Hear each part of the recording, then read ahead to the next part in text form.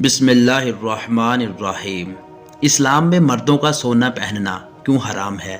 آئیے نبی پاک صلی اللہ علیہ وسلم کا فرمان سن لیں۔ مردوں کا سونے چاندی کی زنجیریں پہننا مردوں پر حرام ہے، کیونکہ چاندی یا سونے کی چین پہننا عورتوں کے لیے جائز ہے، جبکہ مرد کے لیے چاندی کی انگوٹھی مخصوص شرائط کے ساتھ ہی جائز ہے۔ اس کے سوا سونے اور چاندی کی کسی بھی قسم کی زینت مرد کو حلال نہیں۔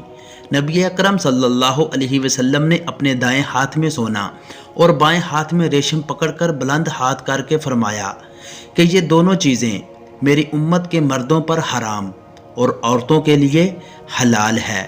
ابن ماجہ حدیث 3595۔ دوستو، ایسے مزید واقعات کے لیے میرے چینل کو سبسکرائب کر لیں، بیل نوٹیفیکیشن دبا لیں۔ اللہ حافظ۔